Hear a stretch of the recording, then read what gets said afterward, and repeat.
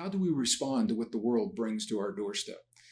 And I think this is what's so important, because we're conditioned to believe that we are powerless beings, that we are weak in the presence of external influences. And when we feel that weakness, we become victims. And as victims, we need to turn to something outside of our bodies to save us.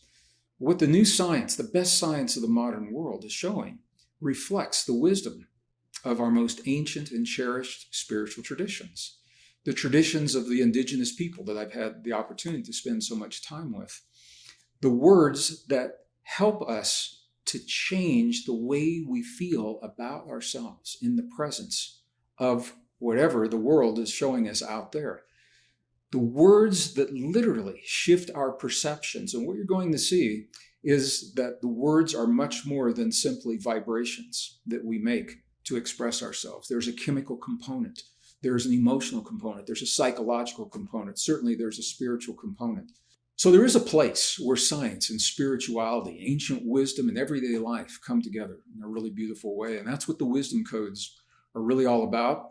It's what this module is all about. Module 1, the words are the codes.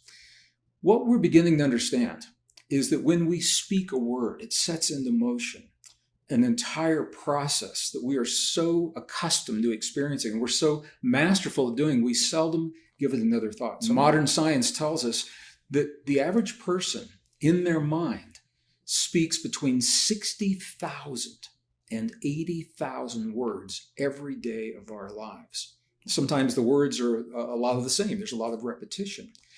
But those words are programs. We're telling ourselves something 60 to 80,000 times a day. And those words, they affect our immune system. They affect our heart rate variability. They affect our blood pressure. They affect the chemistry in our bodies.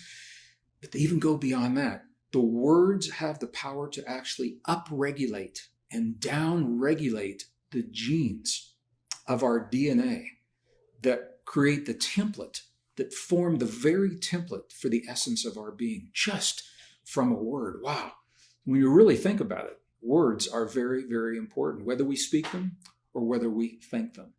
So I think, as I mentioned, that most of us intuitively, we sense that there's more to our words. And I just want to give you an example. You know, the poet, Emily Dickinson, she may have said this the best. She said, and this is a direct quote, she said, "I know nothing in the world that has as much power as a word." Okay, that's not science. That's intuitive. But I think we reflect that. They are determining how we think about our lives, but it doesn't stop there. Because the words that you and I use actually determine what we are even capable of thinking about. Wow, now think about that. The words that you and I use determine how the neurons in our brain that we know are there, and now we know those neurons are in our heart as well. The words that we use determine how those neurons wire and fire together. And that determination is what gives us the ability to think in new and exciting ways, to think outside the box. What do we even conceive of as a possibility in our lives? Now, many people think that words are benign. I've had people say to me, "Oh, it's just a word." And it can be just a word. But what they may not really understand, what they may not recognize, is how that word informs the way that they think about themselves. Now, I'm going to give you some examples here in just a moment from the indigenous traditions. But before I ever even begin doing that, this whole course is based upon words and the way they influence us. So I want you to see for yourself right now. I want you to see how neurons reach out for one another. Neurons are social cells. They love to hook up. Neurons are looking for a hookup. They are looking for other neurons that have like chemistry so that they can connect and build what we call neural networks. And those neural networks determine how you and I solve our problems, the kinds of relationships that we choose, how we heal our bodies, what we think is good for our families and for our communities. Those neural hookups determine how we choose our social policies in the world, the laws that we enact. It's all about the way that we've been taught to think about ourselves. So throughout my time with the indigenous peoples. I saw them implement these principles without knowing the science. And that's the beauty of what you and I are going to do. I'm going to share with you the science. So this course, you're going to learn about some indigenous traditions. You're going to learn about many ancient scriptures and scrolls. You're going to learn about the very precise words that have been preserved through time, that have been handed down to us through the prayers and the mantras, the hymns and the chants, those who have come before us, the words that helped them in their lives in times of need. If they helped them for thousands of years, there's a reason those words were preserved for so long. It's because they work. If they work for them, probably going to work for you and I as well. I'm going to share personal stories of how I've applied these things in my life. You're going to learn some science, but I want you to know the science doesn't have to be technical. You know, nature is simple. Science is simple. The world is simple until we make it complex. So yes, it's possible. We can use complex words. We can use mathematic formulas, algorithms, equations if we want to engineer the science. The time lapse is 72 hours. The neuron that you're seeing on your left, that neuron is looking for another neuron to hook up with. So you see there's a search down below, there's no neurons there, and then there's another search off to your right, and all of a sudden there's another neuron there, and it begins to hook up and connect. Now, these are two neurons that are doing this. What I want you to know is that your neural network in your heart and your brain are made of many, many neurons. So when you use very precise words in times of need, when you're frightened, or when you need strength, or when you feel that you need protection, those words are setting into motion a cascade of events that begin with a chemical in your body influencing neurons, the way the neurons connect. And as those neurons find new pathways to connect, you begin to think differently. Isn't that cool? You begin to think differently because you chose to feel differently. And in those new connections, it opens the door to new possibilities, new solutions. It's called thinking outside the box. If you think like everybody else thinks, you're always going to come up with the same solutions that everybody else comes up with. And if they don't work for those people, they're not going to work for you as well. So is it possible that our ancestors, like the Hopi, that they understood intuitively a connection that we're only beginning to understand to the best science of the modern world? And if so, what role did their language play in helping them to apply that understanding in their lives and their world? And I think this is a beautiful example of why the language is so important. In the Western languages, we live in separation. There's always you and me, them and us, there and here, then and now. And I'm not saying that that's bad. I'm saying we can become aware of other ways of thinking, new ways of thinking. We can become aware of the power. When we choose to shift the way that we think, we are changed in the presence of that thinking. And the words are the key.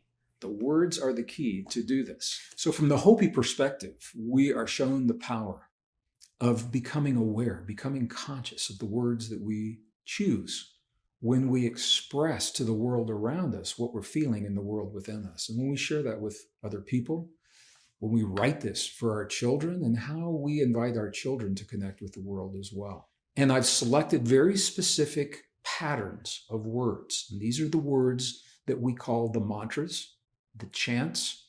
We call the hymns in the ancient Gnostic and Christian traditions. We call prayers. The very, very powerful words that people for thousands of years have turned to. And I've categorized them in categories like protection and love and fear.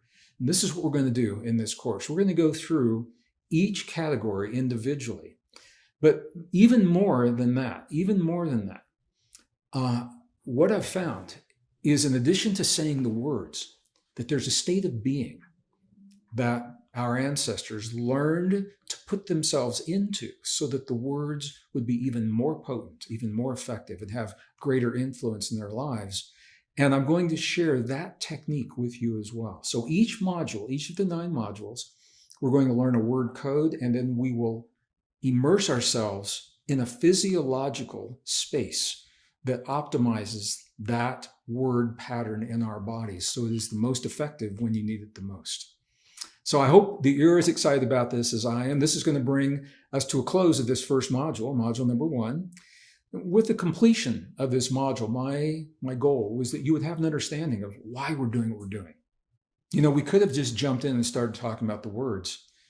Your mind and your heart would probably have a lot of questions. Hopefully I've answered some of those questions. What you now know is that the words are more than the vibrations that you create through your breath and through your vocal cords, and that the words have a powerful influence on the chemistry and the biology of your body. The term for this is plasticity. I know you're probably familiar with the term neuroplasticity, meaning the neurons can be changed. What science now knows is we have biological plasticity, bioplasticity. Our organs can change, our cells can change. We have genetic plasticity. Our DNA and our genes can change. And it all is in response to what we call epigenetic triggers. Epigenetics means the world around us, and the words are part of that shift. So in our next module, module 2, we're going to begin exploring this technique, this very, very powerful technique that we'll use throughout the course. By the end of this course, you're going to be really, really good. You'll be a master at the technique as well as the words and what they mean. Simple and easy technique. So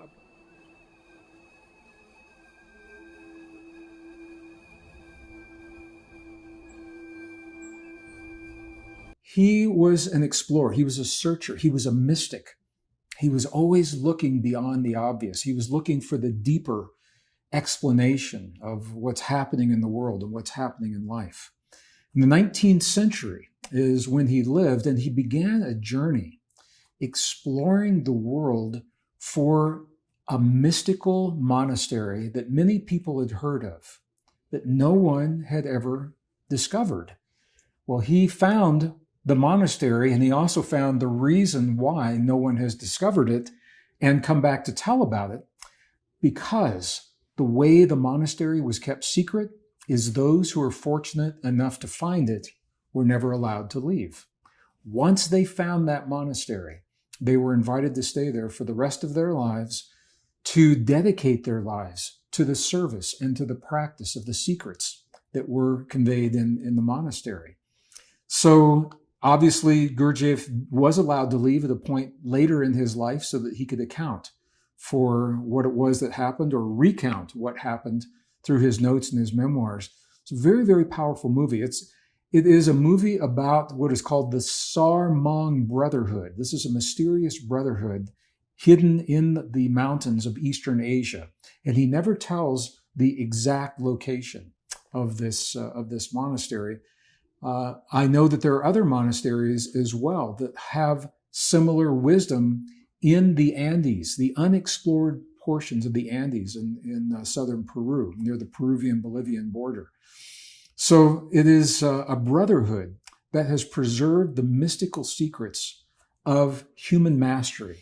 Stay here until you acquire force in you that nothing can destroy. Well, the condition that the teacher was describing is about an extraordinary power that lives inside of every one of us. I want to be really clear about this. You already have the power. You were born with the power. But what sets those apart who choose to awaken this power from those that do not is just that. It is choice. It is the power of choice. You are the only form of life that we know of today that can consciously, at will, on demand, sit down in a moment in time and say, in this moment, I choose to awaken this extraordinary potential that's inside of me. But the choice is not enough. It's a first step. It's important. Once the choice is made, then we are invited to go through the steps, go through the process to support that choice and awakening that power in our lives so that we can achieve this great potential. And there is a direct relationship between our inner strength and our choice. So while we always have that strength, we've got to choose. We've got to choose. Science is doing a pretty good job of that, and many people don't like what science is saying, because the new scientific discoveries have overturned 150 years of scientific thinking. So for example, I mentioned in the previous module, when I was in school back in the 1950s, 1960s, early 1970s, I was taught that the universe is dead, that we are the product of this primal explosion, this release of energy called the Big Bang, that set into motion a series of events. Through lucky physics, we happen to be in just the right place at just the right time, just the right conditions to create just the right elements that create the molecules and the atoms of our bodies, and here we are. And through an equally mysterious process of biology called lucky biology, that we are the product of random mutations that just happen to have come together to give us these extraordinary, unique potentials that we experience as human beings. This is what I was taught, probably what you were taught. What we're teaching our kids today, the new discoveries are telling us these things aren't true. And I summarized this essentially. I said that the new science is showing the universe appears to be conscious, alive. So in a very similar way, you and I are being asked to do what Gurdjieff was being asked to do in his life, because we're learning new things about ourselves. And our world is changing so quickly in one lifetime that we have to mourn what we have lost. We have to mourn the passing of the old ways of life to make room for the new things that are coming into our lives. And that takes a very special being. It takes a being that has awakened an inner strength so that we don't get lost in the fear of the uncertainty. You know, we all sense this. The world that we knew before 2020, before COVID, for example, that world is disappeared. We can't go back to that world. There's a new world that's emerging, but it's not here yet.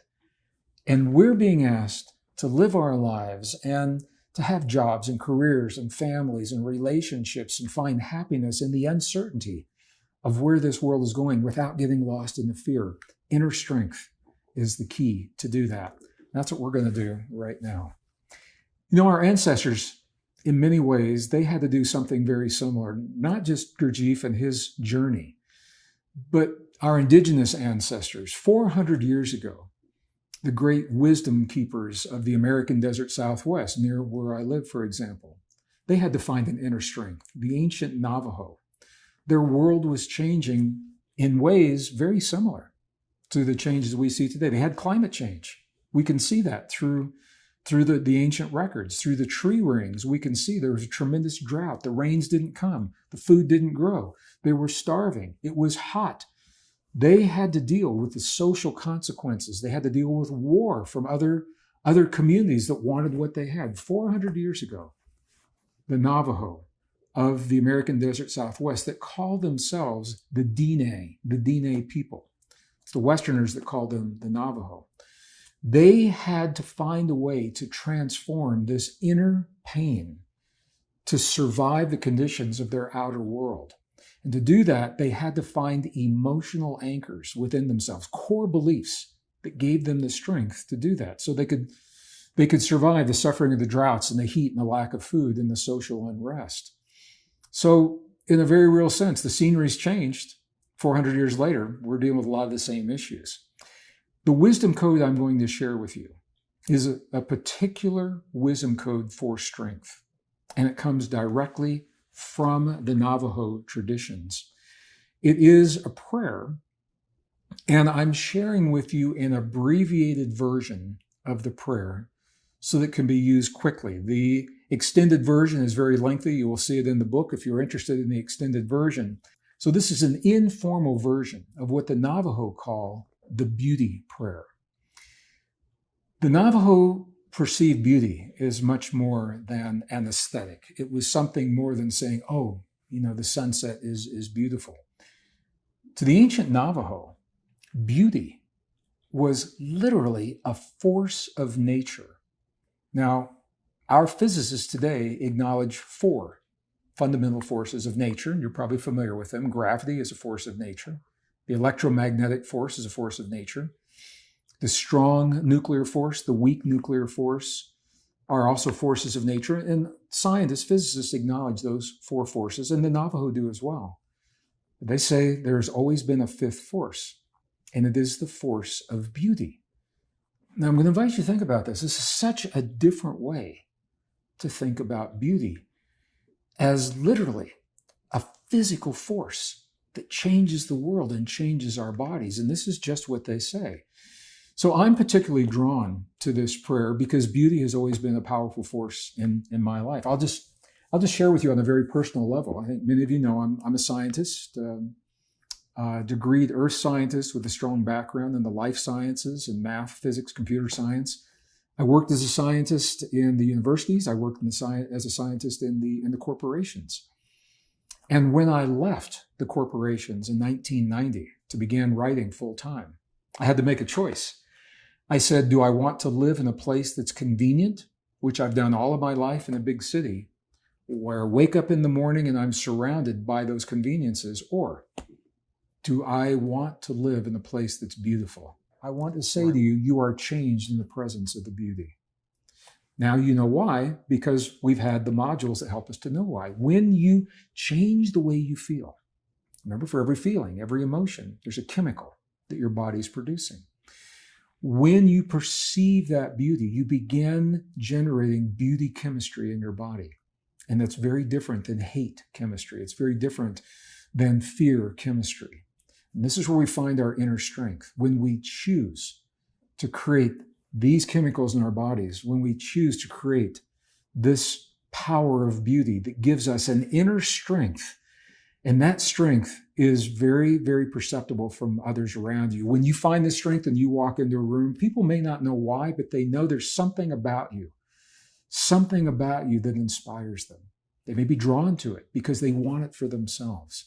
It's not about ego. It's just about us being the best version of ourselves in whatever circumstance life brings to our doorstep. Our cells, our neurons, and our chemistry are changed in the presence of this beauty. And this is where we find our real strength. This is how we do this. So the power of this first wisdom code number 1, it comes from repeating the beauty prayer, from repeating it to imprint a code upon the subconscious mind, but it comes from doing it from a place of heart-brain coherence. So as I promised in the last module, from every code that we use, we're going to create the coherence first, and then into that place of coherence, we will drop our beauty code. So when we create this heart-brain coherence, we open a clear channel to communicate directly with the subconscious mind. You don't have to use hypnosis to access the subconscious. This is a hotline, and we will do it for every wisdom code. So I'm saying this to you now in more detail. We won't need this much detail as we go through. From a place of heart-brain harmony, I'm going to invite you to recite either out loud, if you can, or silently in your mind, the 3 lines of the beauty prayer until you feel a shift in your sense of hopelessness or powerlessness in whatever situation faces you, because that shift will happen. Say this to yourself again and again from the place of coherence, thinking about the power of beauty and what I've shared with you. And the key is to...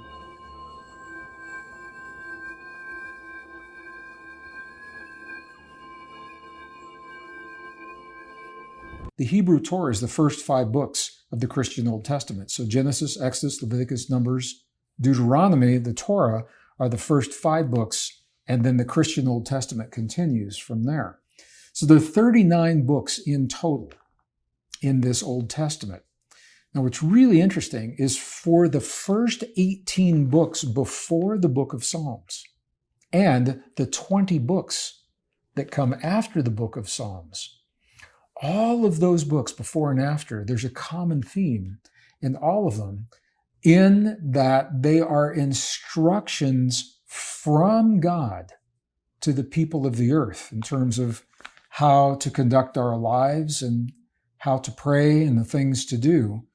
The 18 books before Psalms, the 20 books after, are instructions given to us from a higher power for the people of the earth. The book of Psalms is different. It's the only book, the unique book. It does just the opposite. There are 2,461 verses that make up the biblical book of Psalms. And every one of those verses are prayers designed to be offered to God rather than information received from God. Isn't that interesting? The book of Psalms is a fascinating book. And there have been entire books written about the book of Psalms because it is so unique. So you can think of the book of Psalms essentially as prayers. They're ready-made prayers. It's all about what happened on Mount Sinai. The second time that Moses climbed Mount Sinai, he had an experience that was very different from the first time. Now, when we talk about these biblical traditions, I'm going to invite you, they may be considered as religious books. However, I am considering these as historic records of events that happened that may have religious implications as well. So even if you're not into the religion, if you can embrace this as a historic record, which historians and archaeologists have been able to prove. Archaeologists have found the remnants, and historians now have accepted that the events many of the events in the Old Testament, including Moses climbing Mount Sinai, actually happened. So Moses climbed Sinai on multiple occasions. The second time that Moses climbed Mount Sinai, he was engulfed in an energy of something.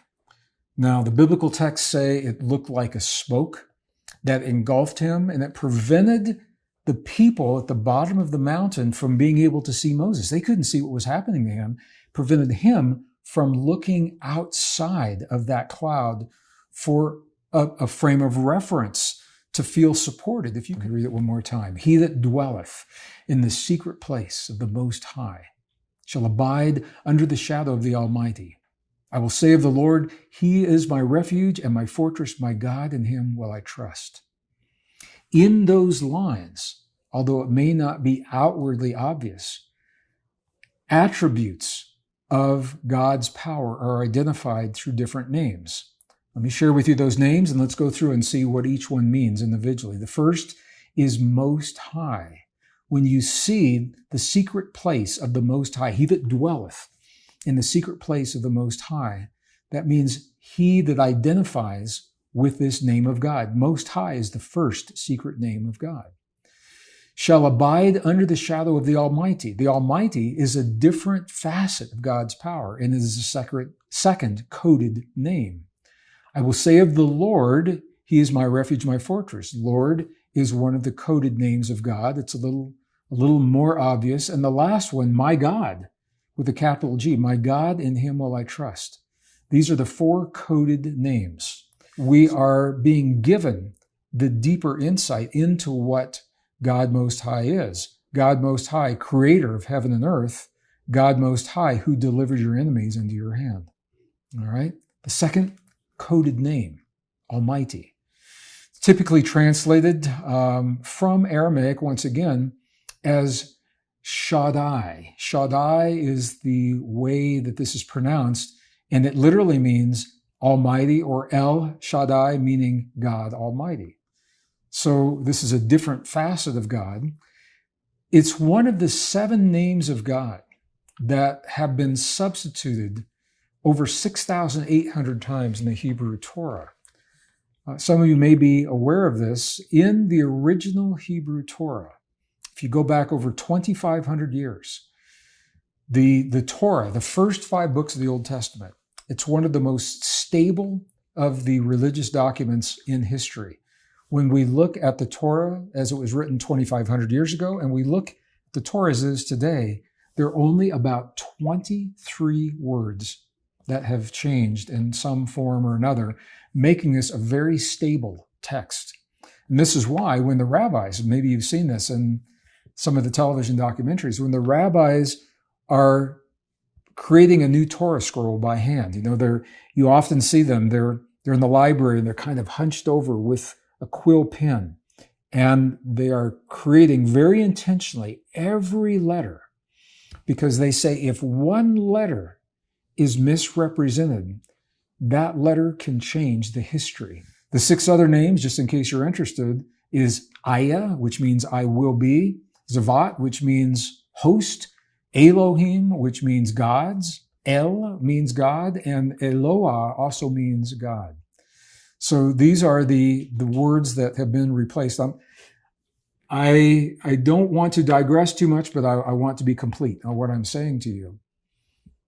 Because what the interpretations of the original scripts are now saying to us is that these ancient names of God were never to be spoken, but that doesn't mean they were never to be used. Because if you speak a name, it's a common name. Like if I speak the name Gregg, it's a common name. The names of God, these names were so sacred, they were so special, they were never to be spoken like a common name. They were to be sung, and they were to be sung intoned through the vowels. In the Hebrew tradition, the vowels that create the name of God actually resonate with the energy centers, the chakras in the human body. So when we sing the ancient name of God, called the divine name, what we're doing is we are resonating the vowels of God's name with the energy centers in the human body, becoming one with God. God answered in two ways. The first way he answered was, I am that I am. And because of that, many people believe I am is God's name. But if you look closer, the next line down in the Torah, Moses asked again, and God for the first time revealed his personal name. And his personal name was Yah or Yahweh. So Yah, Y-A-H, or Yahweh, Y-H-V-H in Hebrew, is identified in the book of Exodus as the personal name of God. And that is the name that is encoded in this prayer. All right, you're beginning to see why it's such a mysterious prayer, because there are layers to the mystery. The fourth and the last name of God is Elohim, and this comes from the book of Genesis. This is really interesting to me. Genesis 1:27, chapter 1, verse 27. When God was involved in the creation of humankind, it says that God created man, meaning all humans. It wasn't masculine or feminine, all humans in his image. So God says he created man in his image. But then the next sentence, listen to what he says. Male and female, he created them. Now think about what that means. If God is creating humankind in his image, and male and female are a mirror of his image, it means that God is masculine and feminine, both.